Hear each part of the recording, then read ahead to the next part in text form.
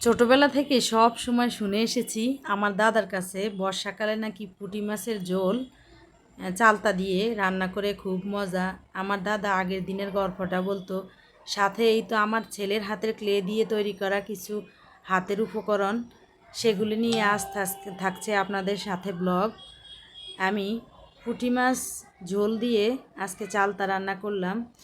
সাথে যাদের বাসায় ঠান্ডা বা শীতের দিন বা বর্ষার দিন বৃষ্টির দিন, তারা দেখবেন দেশীয় পুঁটি মাছ বা চিংড়ি মাছ এসব রান্না আজকে কি কি রান্না হবে সেই বিষয়টা আপনাদের সাথে শেয়ার করব।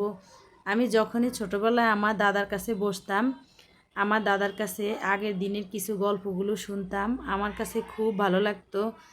দাদা আমাকে প্রায় আগের দিনের গল্পগুলি বলতেন, আমার দাদিমা কিভাবে রান্না করতেন, কিভাবে আগের দিনের খাবারগুলো আসলে বাঙালির কাছ থেকে এখন খাবারগুলো উঠেই যাচ্ছে।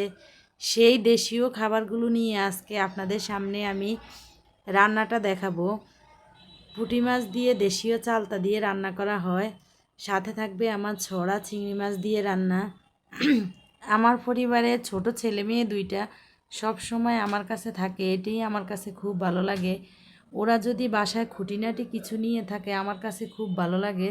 দেখুন এই যে আমার ছেলে ক্লে দিয়ে সুইমিং পুল বানিয়ে বলছে, মা সুইমিং পুল তো ঘরে চলে আসছে, দেখো তো আমি কি সুন্দর দুইটা হাঁস একসাথে বানিয়ে নিলাম।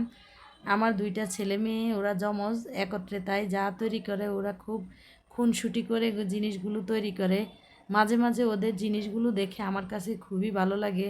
মনে হয় যে না ওরা আমার ঘরটা খুব আনন্দে উৎসাহিত করে রাখছে। ওরা যদি কিছুক্ষণ আমার পাশে না থাকে আমার কাছে একদম নিঃসঙ্গই মনে হয়।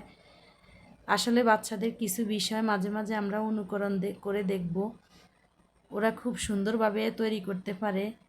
মা বাবা ভালো ভালো রান্না করলে বাচ্চারা এসব রান্নাগুলিও খুব পছন্দ করে। আমি কি রান্না করব আমার সব সময় ওরা এসে দেখে, মা তুমি কি রান্না করতেছ।